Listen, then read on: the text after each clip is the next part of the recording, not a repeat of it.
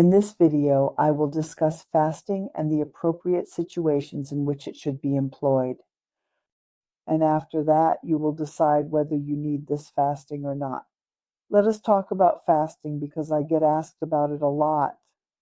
In everyday consciousness, it is understood that fasting refers to the act of not consuming food. That is correct. Nevertheless, fasting, it is indicating that you should consume water for proper hydration. So fasting is occurring while continuing to consume an ample amount of water. What other things are present? You should only embark on a hunger strike when you have specific prerequisites for undertaking such a protest. So what are the conditions?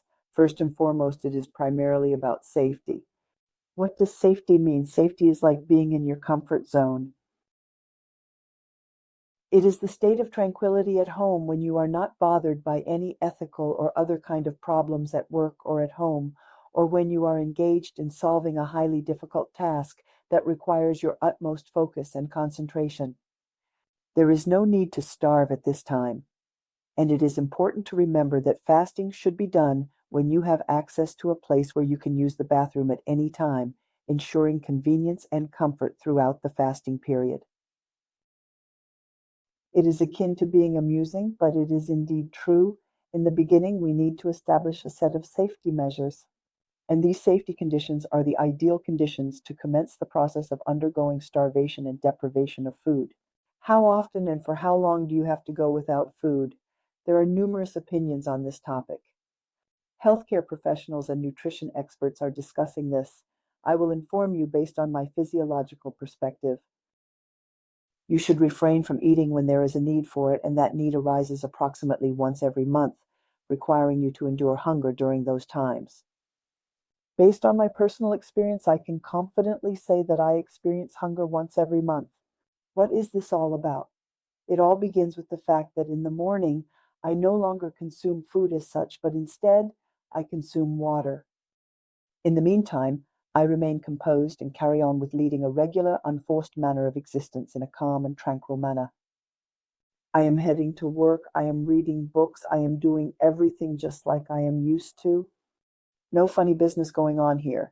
However, I have a clear memory of the fact that I must prioritize the maintenance of my bodily hygiene. What does this fasting provide you? Yeah, I only do this for one day, once per month. What type of emotions do I encounter? Throughout the fasting period, it is initially tough, but as time goes on, you gradually stop noticing it. But on the flip side, the overall condition of the body improves, especially towards the end of fasting, like right before bedtime. What is the deal? You suddenly start experiencing some kind of inner sense of freedom. I'll tell you why, because toxins are leaving the body, but we still get energy anyway. What's the catch? Thanks to the hard work of our brains, the brain takes in new information, and along with it comes energy. Therefore, do not think that you are starving and simply going to perish due to a lack of sufficient energy. The energy is arriving to you in a different manner, and you must recall that. What else is taking place? The fact that you have a bathroom nearby and you don't hold yourself back says that toxins are starting to come out of your body calmly.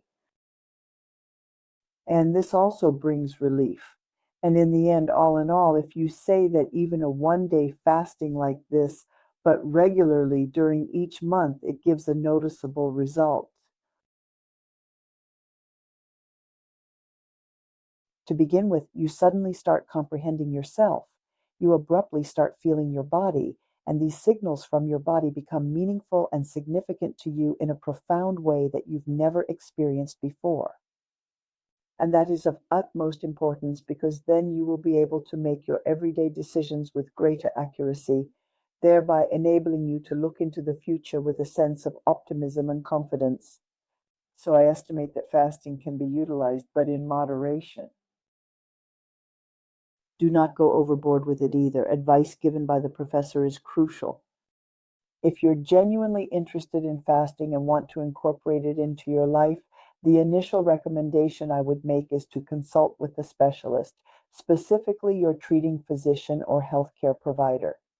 He will tell you the advantages and disadvantages of fasting. Take into consideration his opinion. It is solely your responsibility to determine the duration of the fasting period and the appropriate conduct to adopt. However, I reiterate, moderation is crucial.